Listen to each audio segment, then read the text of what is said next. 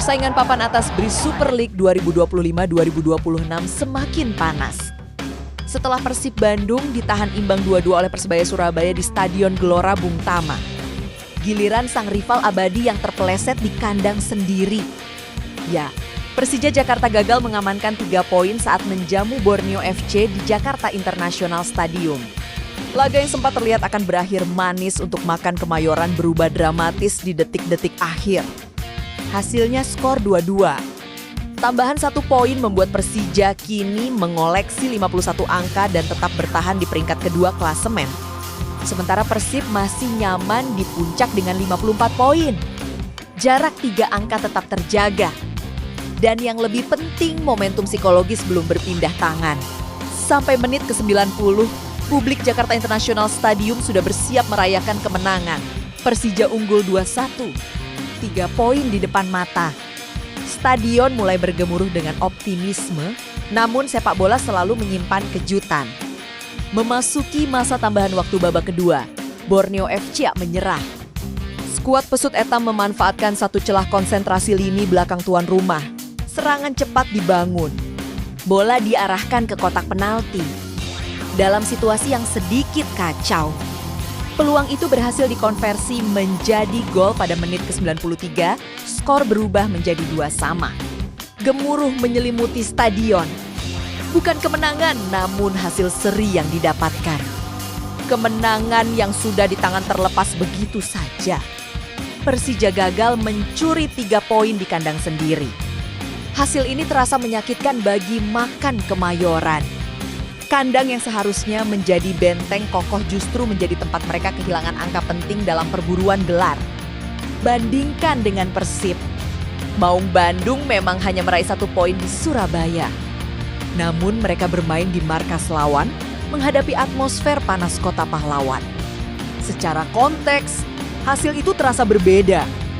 Meski laga sudah berlalu beberapa hari, perbincangan mengenai duel Persib kontra Persebaya belum juga reda.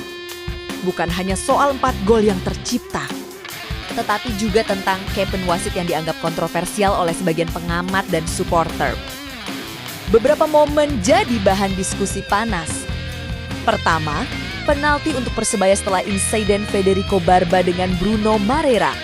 Wasit memutuskan lewat tinjauan VAR bahwa terjadi pelanggaran di kotak terlarang.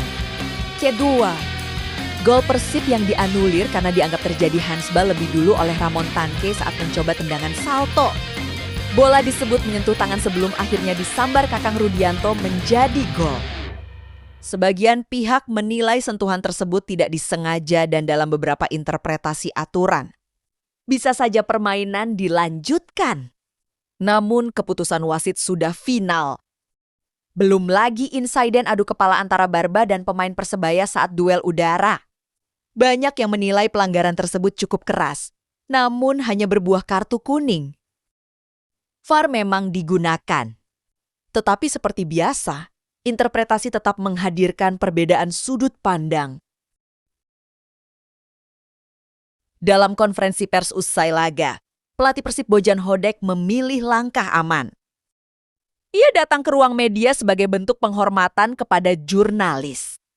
Namun ketika ditanya soal wasit, Hodak memilih tidak banyak bicara.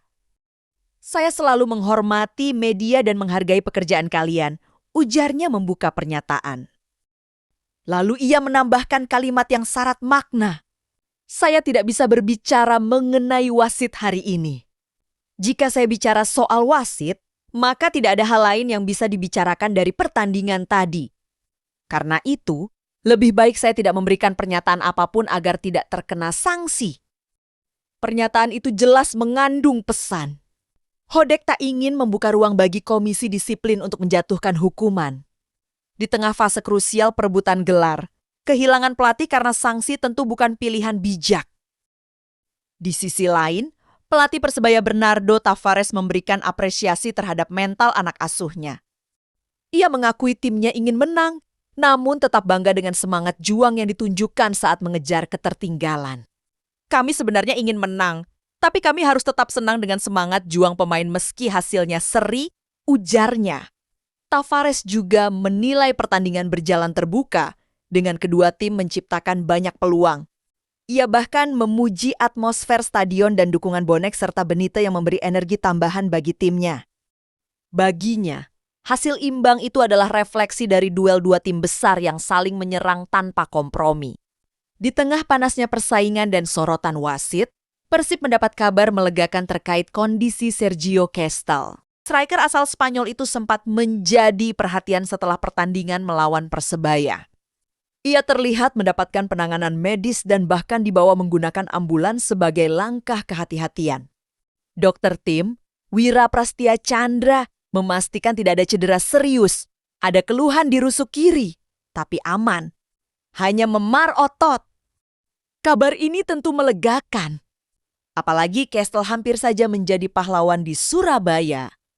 Di babak kedua, ia melepaskan tembakan keras dari luar kotak penalti.